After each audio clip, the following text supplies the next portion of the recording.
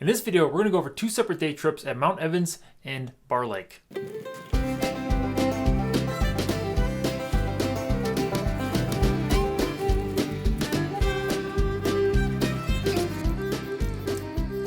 So this video is going to be an after-action report, mostly lessons learned from two day trips I took to Mount Evans and Barr Lake State Park. Both are located in Colorado and not too far from Denver. This episode is going to be a bit different because I'm going to be combining two separate trips and some of the lessons learned from them. However, both these trips have similar themes and lessons learned from each. So first off, I'm not a big fan of crowds or high temperatures for that matter. So one of the ways to combat those issues is to get to the destination early. You can find a decent parking spot and the temperatures are more bearable. I never realized how hot the Denver area can be, especially in the summer.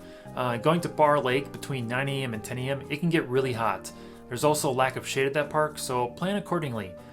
Sunblock, sun shirt, and a hat. The second thing to take into account is something I didn't even think about, and that was park passes and registrations. Mount Evans is on federal land, and the forestry rangers had timed entry.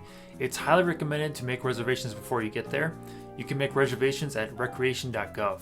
Luckily, I already had an account set up, but there were a few issues of cell phone signal. There were none. Luckily, the welcome kiosk had Wi-Fi you could access to log in and make your reservation. So myself and a few other strangers were on our phones to create a reservation.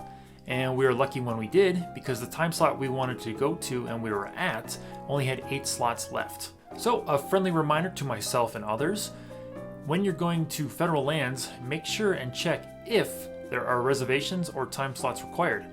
Most parks have an entry fee, which we were expecting, but was surprised to find out about the reservation times. We learned it the hard way after doing a 2-hour drive from the city. The third lesson learned was access to my camera.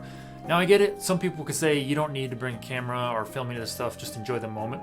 I can understand that, but I also get enjoyment from documenting my trips and sharing them with family and friends. It's also fun to look back and reflect upon these trips and having the footage or photos to see them. At the time I was at Mount Evans, my camera was mounted directly to my tripod with no shoe or removable sleeve, so I couldn't separate the two. So the whole time I had to hold the camera and the tripod or keep it in my bag. So doing that was not difficult, but it's kind of frustrating going back and forth between your bag or just holding it the whole time, especially if you're climbing up things.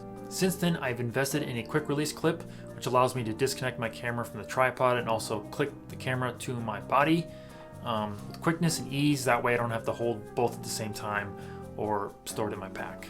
On both of these trips, I used the Sea to Summit Ultra Seal Day Pack. This pack held miscellaneous items for each trip, such as water, sun protection, and snacks. And at Mount Evans, it brought extra layers of clothing to keep you warm during those cold temps at higher altitude. The nice thing about this day pack is it compresses into a small sack that I can put in my pocket and weighs practically nothing. Only 2.5 ounces to be exact. I sometimes use this day pack on my backpacking trips when I'm already at camp and I need to go on a trek to gather additional water.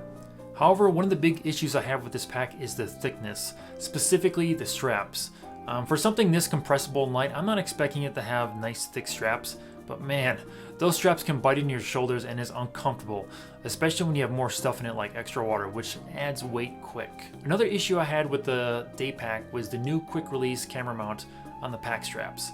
The straps are too thin to hold and mount the accessory. The mount will not stay in place and would slip right down the straps. If I was able to wedge it in between the straps, the mount would bite into my chest or collarbones. And additionally, that's just not comfortable. So when it comes to day packs, I'd probably invest in a pack that's meant for day hikes and something a little more comfortable.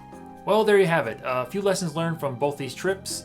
If you're new into backpacking or hiking and want to learn a bit more, check out my channel and hopefully you learned something from this video. Now, like always, thanks for watching and enjoy the trails.